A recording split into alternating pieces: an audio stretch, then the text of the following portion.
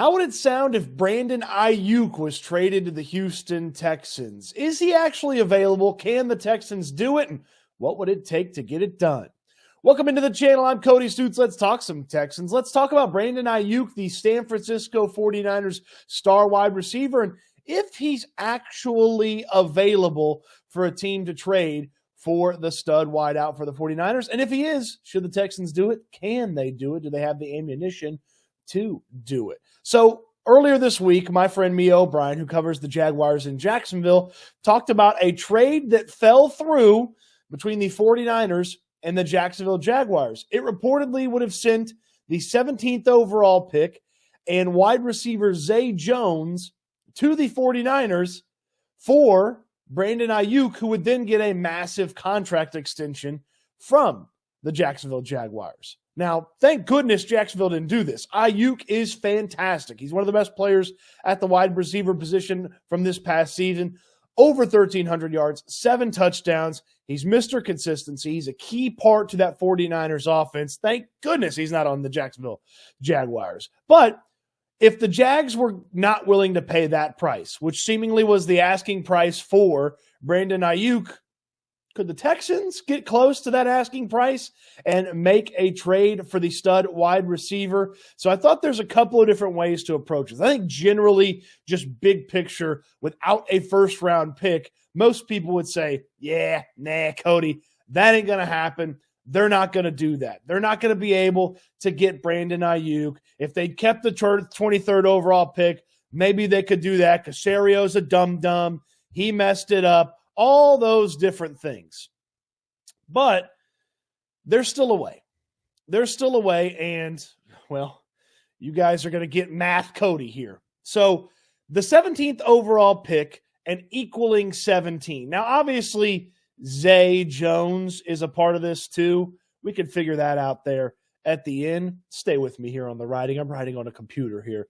Zay Jones is obviously a part of the conversation, but let's figure out exactly what that 17th overall pick is, and let's find out just if the Texans can get it. So the 17th overall pick is worth about 950 points when it comes to draft value. So 950 points, there's a site that assigns value to all the selections. I mean, if you remember from last year, we talked a lot about this when the Texans were trying to move around and trade up. For instance, the first overall pick is 3,000 points.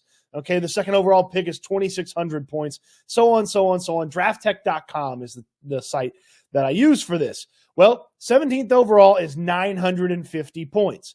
The Texans have the 42nd overall pick, which is worth 480 points, according to DraftTech.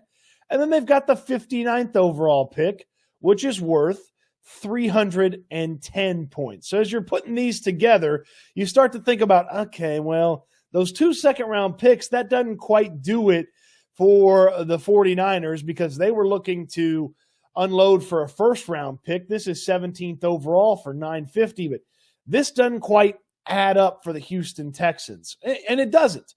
This way that it's shaken out, it doesn't add up. Plus, I don't know that the Texans would want to trade both of those second-round picks for Brandon Aiyuk. If they were feeling like they could get Brandon Aiyuk, why not just trade the 23rd overall pick and then add something in on the back to make it happen? So the trade down maybe has taken them out of the market, but I'll try to come up with a way to do this anyway. So let's take 59 out of the equation because you still want the Texans to have a selection in this year's pick. They're not just a Brandon Aiyuk away.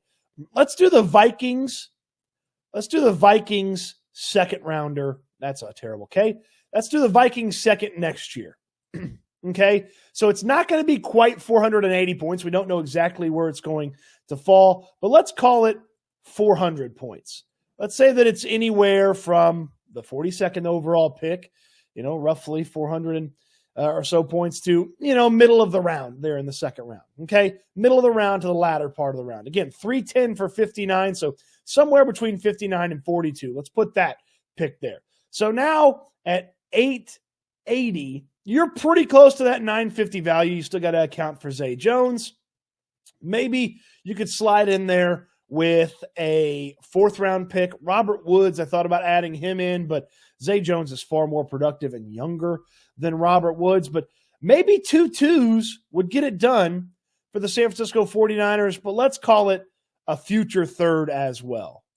I don't know exactly where that future third's coming from, but let's call it a future third as well to round out the value. So all of that, the 42nd overall pick this year, the Vikings second-round pick next year, and a future third-round pick gets you Brandon Aiyuk. You happy with that? Are you happy with that? I don't know that I'm totally happy with that, because when you start thinking about exactly what this looks like, yes, you have Nico Collins and you have Brandon Aiyuk and you have Tank Dell and you have CJ Stroud, and you're crushing everybody when it comes to offensive talent. Oh, by the way, Joe Mixon's on this team. Oh, by the way, the offensive line's going to be healthy. Okay, I'm kind of talking myself into this a little bit, but you've got to pay Brandon Aiyuk. You've got to make him one of the highest paid wide receivers in all of football. And depending on when that contract comes down, there can be some other big deals that show up. Look, he's not making one penny less than Calvin Ridley, who checks in at like $23, $22 million a year. Aiyuk is absolutely a $100 million wide receiver with his consistency and his success that he has put together in his 4 years in the NFL. I mean, over 1,000 yards the past couple of seasons, 25 career touchdowns, and then coming off this season where he finally took it to the next level, Aiyuk's a really expensive player when you start thinking about extending him. And so, by that virtue, whatever you pay Brandon Aiyuk, that's pretty much what you got to pay Nico Collins if Collins has the same season. So, can you afford two $100 million wide receivers? You probably can't.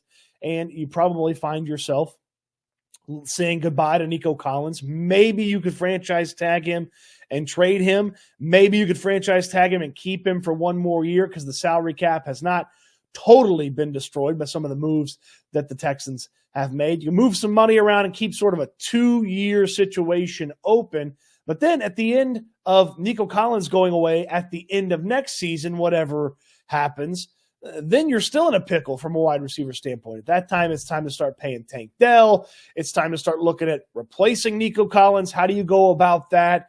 It gets very convoluted. As much as I would have liked to have seen the Texans get Brandon Aiyuk, I don't know if long-term, with their commitment and desire to seemingly get Nico Collins under contract, I don't know if long-term it makes a lot of sense. Now, if you want to just make this happen with these 3 selections that we kind of pontificated and guessed on, and you wanted to just go at it for 1 or 2 seasons, hey, we're going to franchise tag Nico Collins because we're extending Brandon Aiyuk, and just really get after it for 2 seasons from an offensive standpoint, and then kind of shift down, gear down, and sort of retooling and replacing guys at the wide receiver spot.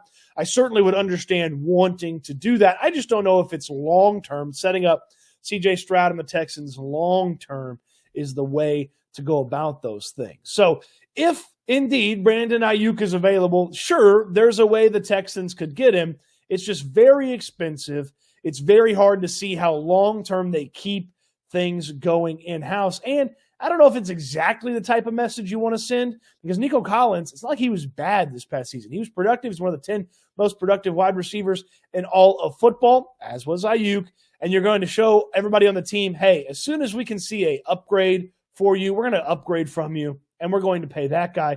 Not to mention, you lose a lot of draft capital over the next couple of seasons getting him. Not that the draft capital is going to be anywhere as good right away as Brandon Aiyuk, but man, it would be fun, but it's kind of a Madden video game trade unless the Texans are really changing the path they've started to go down with the future of this team. Remember, Nick Caserio at the scouting combine brought up Nico Collins' name out of the blue in the middle of a question that I asked him about the franchise tag. And he was talking about planning ahead for the future. Some of the moves that the Texans have or haven't made here in free agency have a little plan to the future elements to them as well. It feels like Nico Collins is going to get a contract extension this offseason, and that seems like the commitment and the road the Texans want to make and go down at the wide receiver spot. Nico Collins, Tank Dell, maybe 42nd overall as a wide receiver. My guy's Ladd McConkey or Troy Franklin, one of those 2 guys. McConkey from Georgia, Franklin from Oregon. little different coasts, different types of dudes, but both really good players. So maybe that's the path the Texans have already decided. And I have to imagine if they knew Brandon Aiyuk was available and they wanted Brandon Aiyuk, and remember, Caserio has already executed one trade with the San Francisco 49ers this offseason. I feel like they probably could have moved 23 overall for Brandon Aiyuk. So maybe the Aiyuk situation is just a fantasy at this point. If you're a Texans fan and you want him on your team, it might be fantasy football when you get him. By the way, fantasy football, fantasy anything, the best way to do it is Underdog Fantasy. My friends at Underdog Fantasy make it so easy to play fantasy. Pick'em format, higher or lower on predicted stats. You put 5 of them together, you 20 times your money. The link in the description down below will get you 2 times your first deposit. That's right, 2 times your first deposit when you sign up with my link in the description down below with my friends at Underdog Fantasy. Underdog Fantasy, the best way to fantasy. And please make sure that you always game responsibly. What do you think? Would you do this trade for Brandon Aiyuk? Is he actually available to a team like the Texans who don't have a first-round pick? Let me know in the comment section down below. On your way down there, throw me a thumbs up on the video. Subscribe to the channel if you haven't already. And don't miss out on anything that we've got going on ahead of the huge 2024 NFL Draft. Just because there's no first-round pick doesn't mean that it wouldn't be huge for the Houston Texans. Plus, who knows? They might have a move or two up their sleeve. Well, he doesn't wear sleeves. Nick Caserio does. He might have a move or two in his little vest pocket before the draft gets here. Thanks for watching the video. Hope you enjoyed it. And I can't wait until we talk Texans again soon.